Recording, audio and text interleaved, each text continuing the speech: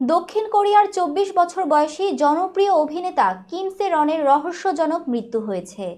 সম্প্রতি তার নিজ বাড়ি থেকে মরদেহ উদ্ধার করে পুলিশ। অবশেষে জানা গেল তরুণ এই অভিনেত্রীর মৃত্যুর কারণ। বিস্তারিত অঞ্জলি কবিরের ডেস্ক রিপোর্টে।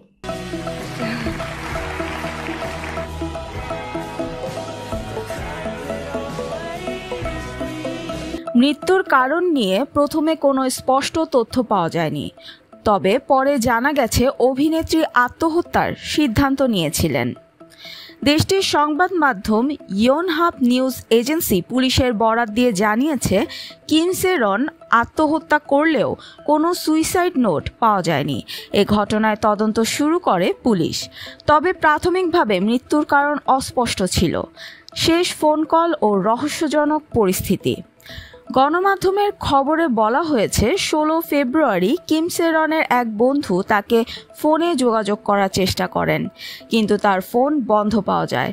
পরে বন্ধুটি অভিনেত্রীর পরিবারের সঙ্গে যোগাযোগ করেন। এরপর বিকেলের দিকে কিম সে রনের মৃত্যুর খবর সামনে আসে। এর আগে পুলিশ জানায়, মৃত্যুর কারণ এখনও নিশ্চিত নয়, তবে বিষয়টি তদন্তাধীন। অভিনেত্রী কিম সে রনের ক্যারিয়ার। ২০০৯ সালে মাত্র ৯ বছর বয়সে আ ব্র্যান্ড নিউ লাইফ সিনেমার মাধ্যমে শোবিজে আত্মপ্রকাশ করেন কিম সে রন। ২০১০ সালে দ্য ম্যান ফ্রম নোহোয়্যার সিনেমায় অভিনয় করে ব্যাপক জনপ্রিয়তা পান।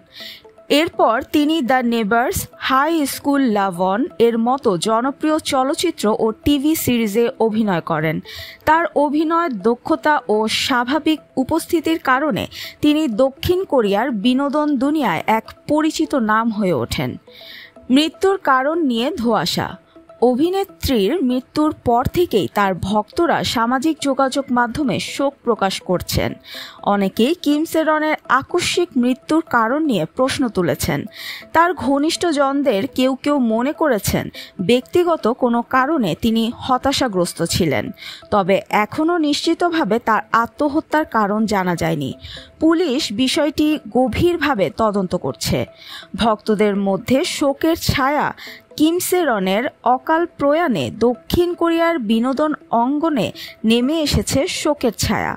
অনেকে তার মৃত্যু নিয়ে মনের কষ্ট প্রকাশ করছেন। দক্ষিণ কোরিয়ায় তরুণ তারকাদের আত্মহত্যার ঘটনা নতুন কিছু নয়। কিম সে রনের মৃত্যু আবারও সেই প্রসঙ্গ সামনে নিয়ে এসেছে। ভক্তরা এখন অপেক্ষায় আছেন পুলিশের চূড়ান্ত তদন্ত প্রতিবেদন প্রকাশের জন্য।